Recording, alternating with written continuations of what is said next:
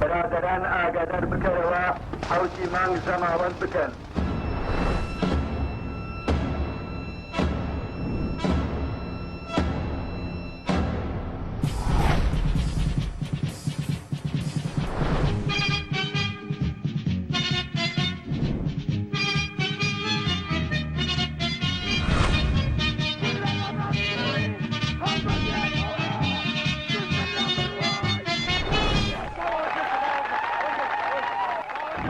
ڕاپەڕینی یاداری ساڵی 1991 کە تێیدا هاوڵاتیان و پێشمەرگە شان بەشانی یەکتر دەژی ڕژێمی بەعەز ڕاپەڕین و شار و شارۆچکە و گوندەکان لە دام و دەستگا داپڵۆسێنەرەکانی بەعەز پاکرانەوە وێڕای ئەوەی خڕۆشانێکی جەماوەری بوو، بەڵام هەروە ڕووداوێکی بێبەرنامە نەبوو، چونکە یەکێتی نیشتیمانی کوردستان هەر لە سەرەتای دامەزراندنیەوە ئامانجی هەڵگیرساندنی شۆڕشەکەی بۆ ڕزگاری خاکی کوردستان و بەدەستهێنانەوەی ئازادی بوو. خۆپیشاندانەکەی ساڵی 1985 جوێن و خۆپیشاندانەکانی شارەکانی کوردستان لە ساڵی 1982 پاشان خۆپیشاندانەکانی ساڵی 1970 لە هەڵەبجە و شارە زور و ڕەواندز سەلمێنەری ئەو ڕاستیان کە ڕاپەڕین و ڕزگارکردنەوەی تەواوی خاکی کوردستان لە بەرنامەی یەکێتیدا هەبووە و خەباتەکەی بۆ ئەوە بووە ڕزگارکردنی ناوچەیەکی بەرفراوان لە گوندەکان لە قوڵایی خاکی کوردستان لە ناوەڕاستی ساڵانی هەشتاکان تا کاتی شاڵاوەکانیان فال نمونەیەکی بەرچاوی ئەو ڕاستیانن. ئەگەر بۆ ڕاپەڕینی ساڵی 1991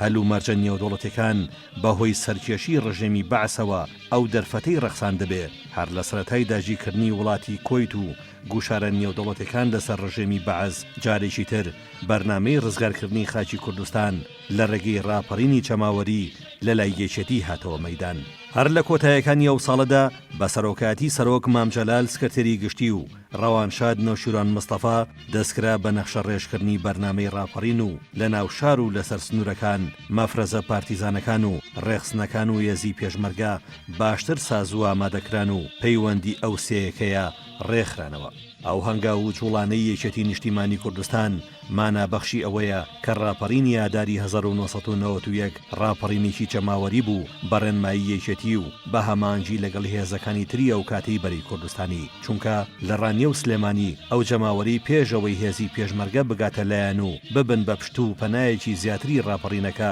بەشێکی زۆریان ڕێخسنەکانی یەکێتی و شانە چەکدەرەکانی بروسک و شاڵاو بوون کە زۆربیانەوە پێشمەرگانە بوون کە لە ساڵی 1970 بەهۆی ئەنفالەکانەوە لە شار و شارۆچکەکاندا بەنهێنی مابوونەوە. لە 6 یاداری ساڵی 1991 کاتێک هێزەکانی پێشمەرگە گەیشتنە ڕانیە هەوڵی هێزەکانی ڕژێن بۆ پەلاماردنەوەی ڕانیە و جەماوەری ڕاپەڕی و پوچەڵ بووە. هەشتی یاداریش کە هێزەکانی بەتالیۆنی حەود لە گۆیژەوە و ڕەتڵی پارتیزانەکانی خەرەداخ لە گڵە زەردەوە هاتنە ناوشار قەڵای ستەمی بەعز ئەم نەسوورەکە لە سلێمانی کە تا ئەو ڕۆژە مقاومەیان دەکرد ئەژنۆیان بە یەکجاریشکە. ڕاپەڕینی یاداری ساڵی 1991 هەروە کەف و کوڵێک نەبوو بە ئاسانی شوێنەواری بەسرێتەوە. ڕاپەڕین بەرنامەیەکی سیاسی یەکێتی بوو بۆ ڕێگریکردن لە سڕینەوەی نەتەوە و خاکی کوردستان کە ڕژێمی بەعز بە سیاسەتی ڕاگواستن و بەعسیکردن بە عەرەبکردن کاری بۆ دەکرد. ڕاپەڕین بربەستێک بوو لە بەردەم دووبارەبوونەوەی شیمیاباران و